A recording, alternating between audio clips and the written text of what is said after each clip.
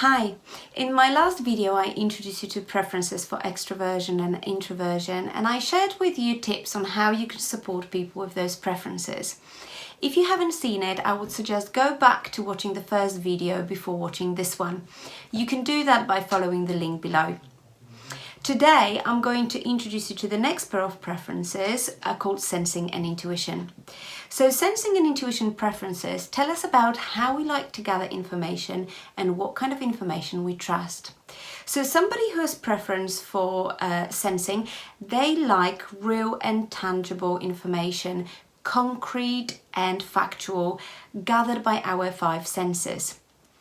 Somebody with preference for intuition, on the other hand, they like to look at the bigger picture. They like to see connections and relationships between facts.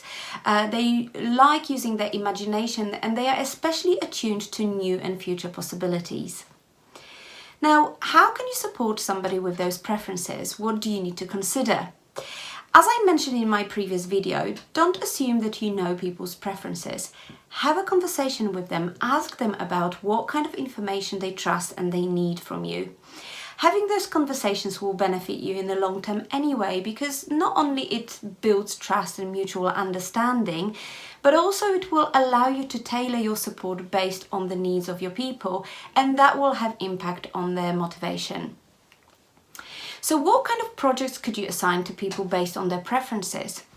For sensing, people who have sensing preferences, they will focus on the outcome.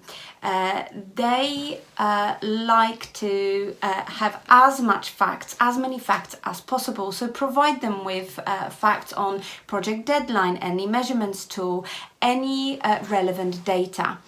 They enjoy tasks that are based on research. They will like to have steady access to updates and information on the projects to ensure that they don't get carried away and they are not lost in details and specifics.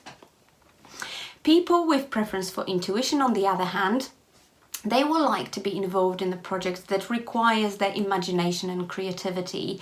As I mentioned before, they like to look at the bigger picture.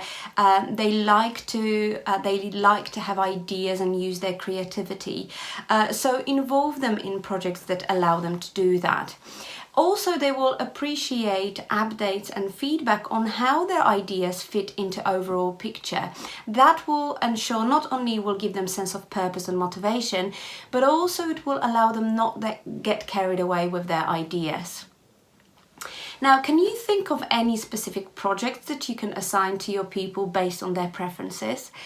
What kind of questions do you need to ask them to figure out what their preferences are? Now, in my next video, I'm going to introduce you to the new pair of preferences called thinking and feeling.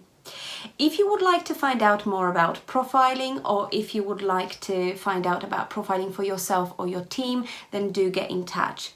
If you found this video beneficial, please share it with anyone who can also benefit from it. I will see you soon in part 3.